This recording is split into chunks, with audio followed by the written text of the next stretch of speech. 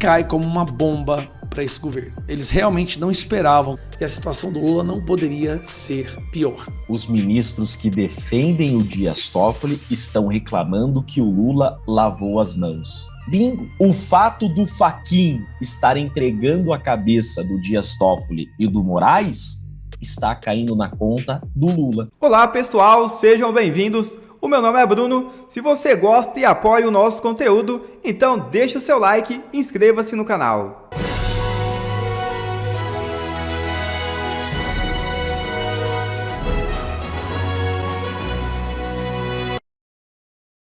Urgente. Avião desaparece no ar com um deputado e mais 14 pessoas a bordo. É isso mesmo.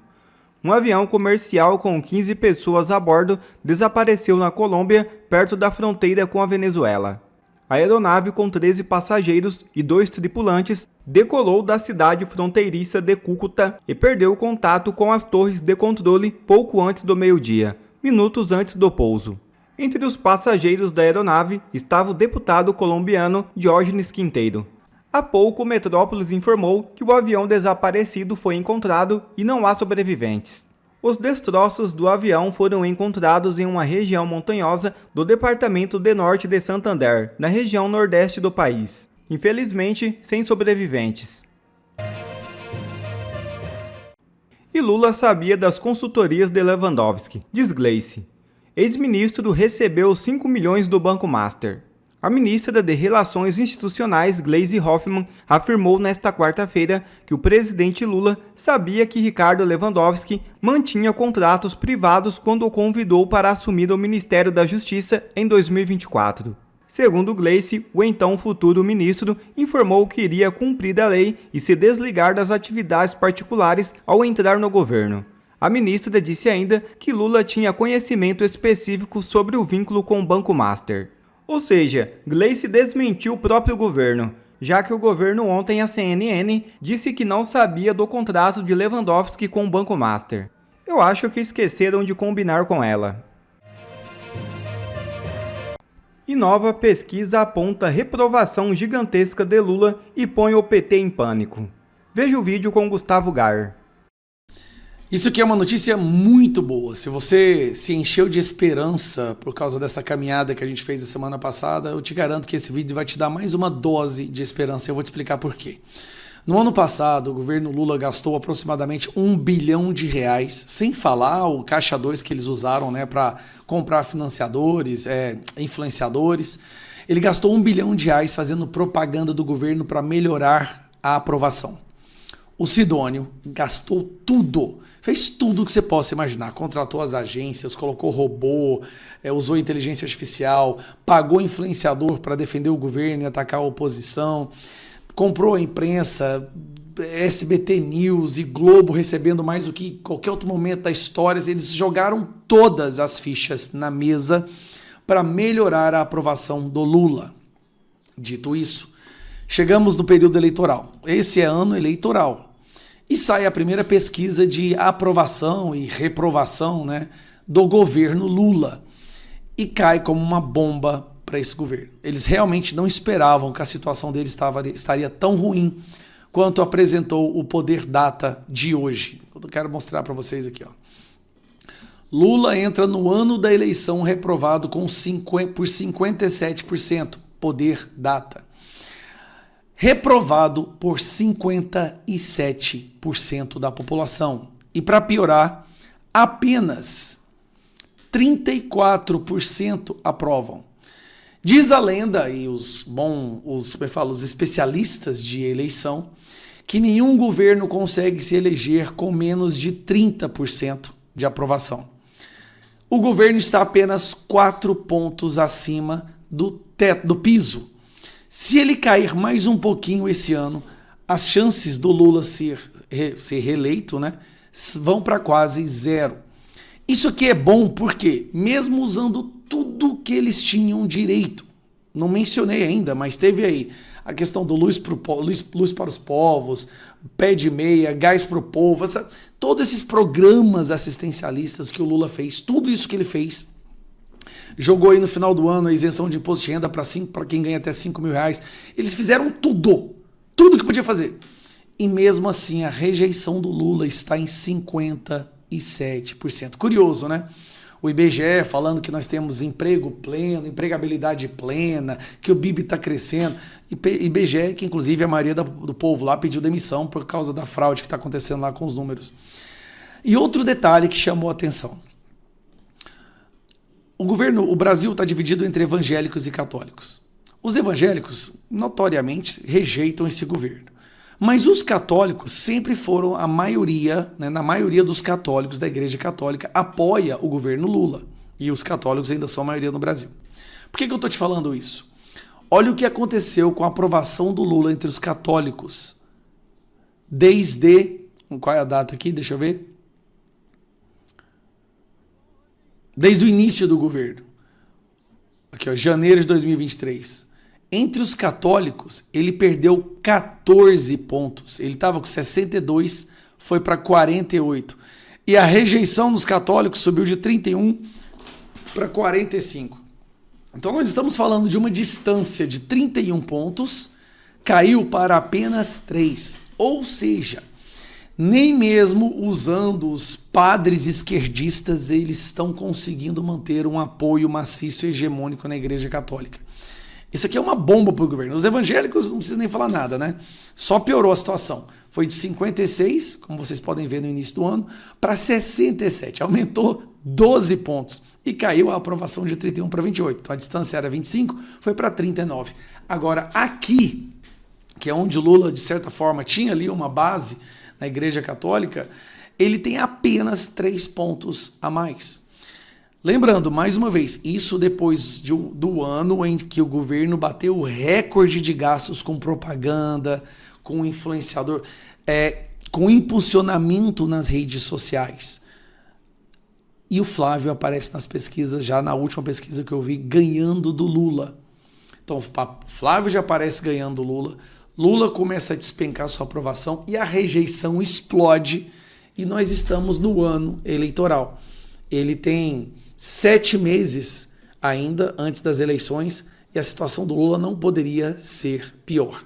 Vai entrar agora o colapso econômico, que é aquela questão da crise. Você vai ver o monitoramento do Pix, você vai ver pessoas aparecendo lá, imposto de renda para elas pagarem, vai ter a cobrança dos dividendos, tem o split payment que está chegando, tem a reforma tributária que vai aumentar o custo da vida do povo inteiro. Ou seja, se você já pagava para sustentar o Lula, agora você paga para sustentar o Lula, a Janja, o filho do Lula, o primo do Lula, tá? E dos ministros.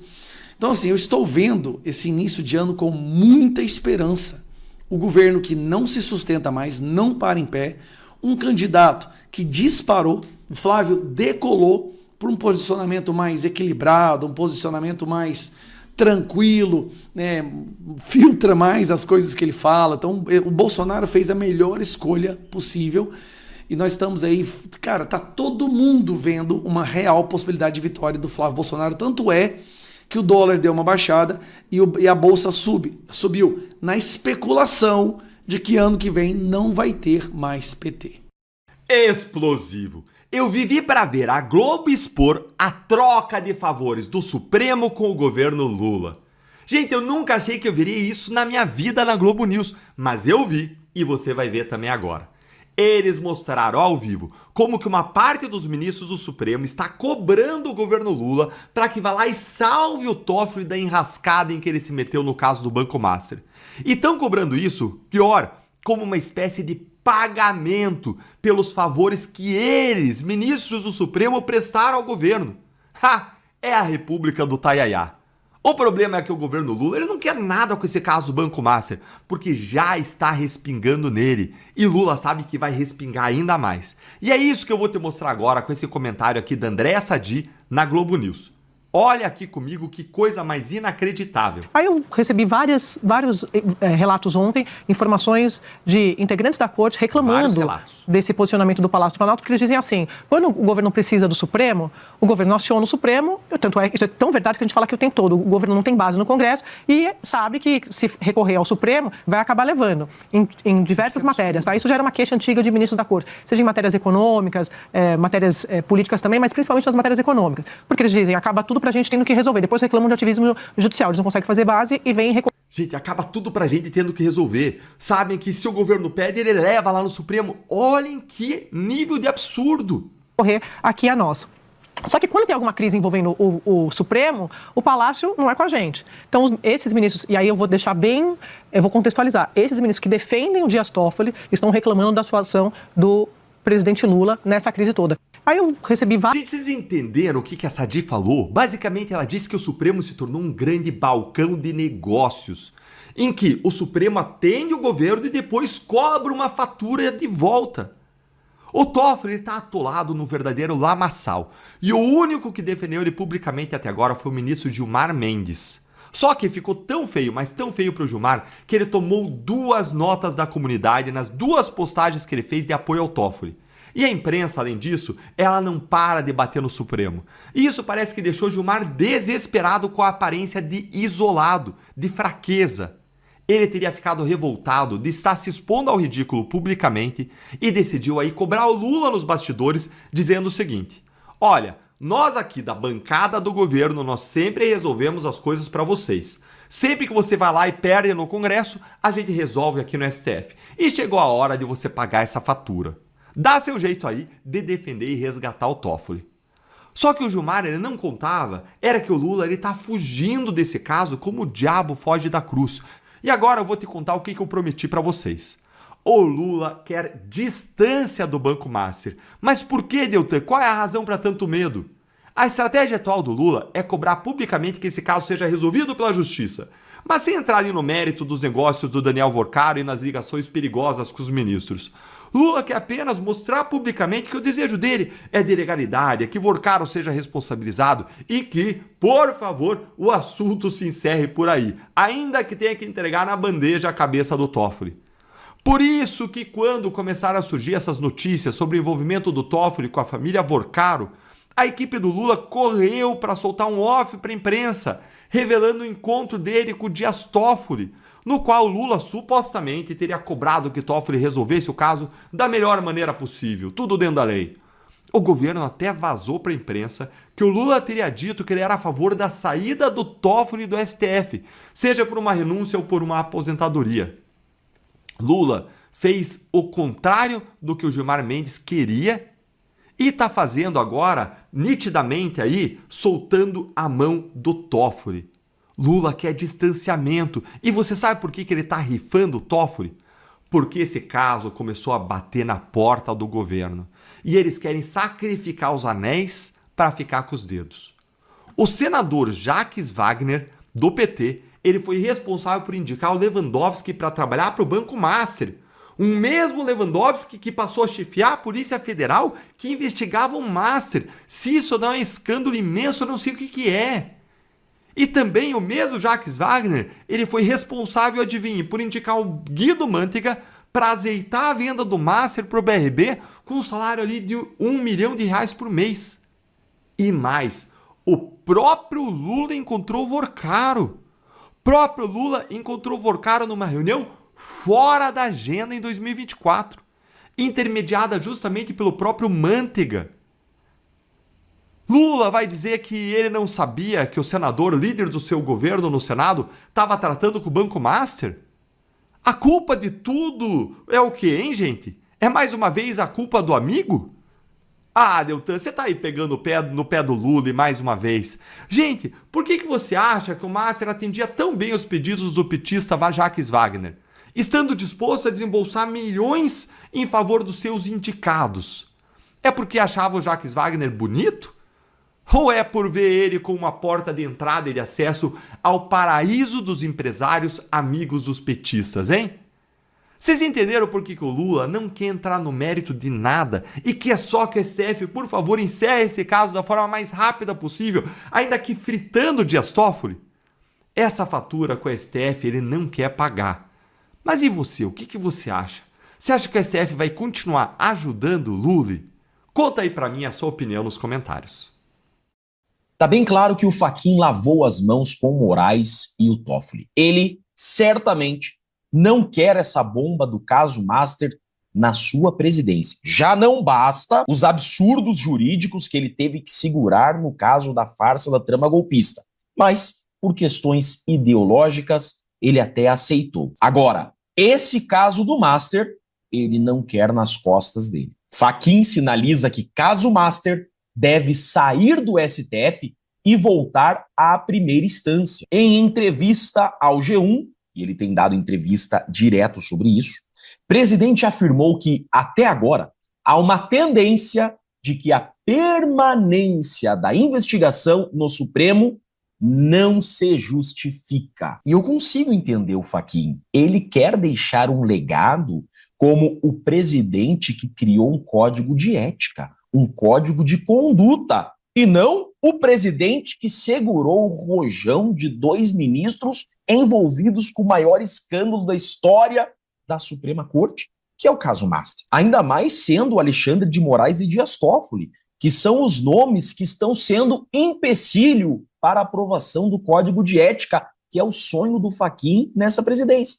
A estratégia de Fachin para emplacar o Código de Ética no STF. E o Fachin, inclusive, quer usar esse caso do Banco Master para conseguir emplacar o Código de Ética. Então vocês acham mesmo que o Fachin vai trocar aquilo que ele mais deseja para o seu legado, que é o Código de Ética, para salvar Moraes e Dias Toffoli, que são os nomes que estão contra seu código de ética? Fato é que esse caso está dando um baita racha dentro do STF e envolvendo inclusive o governo Lula. Como o Fachin tem uma ligação muito grande com o governo Lula, foi indicado pelo PT, pela Dilma, o fato do Fachin não estar protegendo Moraes e Dias Toffoli, isso está caindo inclusive nas costas do governo Lula. Vejam o que disse a própria Sadi sobre isso. Aí eu recebi vários relatos ontem, informações de integrantes da corte reclamando desse posicionamento do Palácio do Planalto, porque eles dizem assim, quando o governo precisa do Supremo, o governo aciona o Supremo, tanto é, isso é tão verdade que a gente fala que o tempo todo o governo não tem base no Congresso e sabe que se recorrer ao Supremo vai acabar levando. Em diversas matérias, tá? Isso já era uma queixa antiga de ministros da Corte, seja em matérias econômicas, matérias políticas também, mas principalmente nas matérias econômicas, porque eles dizem, acaba tudo para a gente tendo que resolver, depois reclamam de ativismo judicial, eles não conseguem fazer base e vêm recorrer aqui a nós. Só que quando tem alguma crise envolvendo o Supremo, o Palácio não é com a gente. Então, esses ministros, e aí eu vou deixar bem... Eu vou contextualizar. Esses ministros que defendem o Dias Toffoli estão reclamando da situação do presidente Lula nessa crise toda. Os ministros que defendem o Dias Toffoli estão reclamando que o Lula lavou as mãos. Bingo! O fato do Fachin estar entregando a cabeça do Dias Toffoli e do Moraes está caindo na conta do Lula. E o Fachin está coberto de razão. Esse caso não tem que estar no STF, não. Nós sabemos que eles levaram a farsa da trama golpista para o STF por uma questão política. E os ministros aceitaram isso por uma questão ideológica, né? O inimigo era o Bolsonaro, o bolsonarismo, tudo bem. Alteraram uma jurisprudência de 2005, que ex-mandatário, ex-presidente não tem prerrogativa de foro, só para julgar o presidente Bolsonaro no STF. Agora, eles querem retornar ao entendimento anterior. Nesse caso do Master, não tem nenhum político aqui, não tem ninguém com foro por prerrogativa. Vai para o primeiro grau, como sempre foi. Inclusive o Lula, ex-presidente, foi julgado, processado, condenado em Curitiba, porque era ex-presidente, não tinha foro privilegiado. Então esse caso do Master tem que voltar para o primeiro grau mesmo e ficar longe de mim, entende o Fachin. E o Fachin tem quórum para isso, tá? O que vai acontecer é o seguinte, o Fachin vai colocar essa discussão no plenário e o Fachin já adiantou que ele tem 5 votos com ele, os mesmos 5 votos que ele tem para o seu código de ética. Ele vai conseguir para mandar esse caso para o primeiro grau. Quem sairão derrotados aqui serão Toffoli, Gilmar e Alexandre de Moraes. Agora imaginem só, esse caso cai no primeiro grau, cai num sorteio e cai nas mãos de um juiz de carreira e tá nem aí pra política, hein? Um juiz que estudou, que passou num concurso. Primeira coisa que esse juiz vai fazer é tirar esse sigilo aberrante que o Dias Toffoli colocou. Porque o Dias Toffoli, quando ele puxa esse caso para ele, ele coloca tudo em sigilo.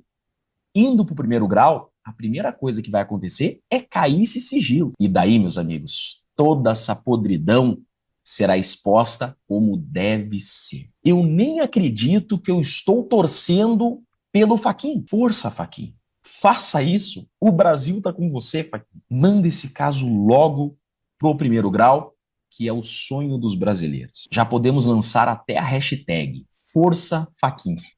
Eu sou Jeffrey Chicchini, eu sou advogado e deixo aqui um grande e forte abraço a todos.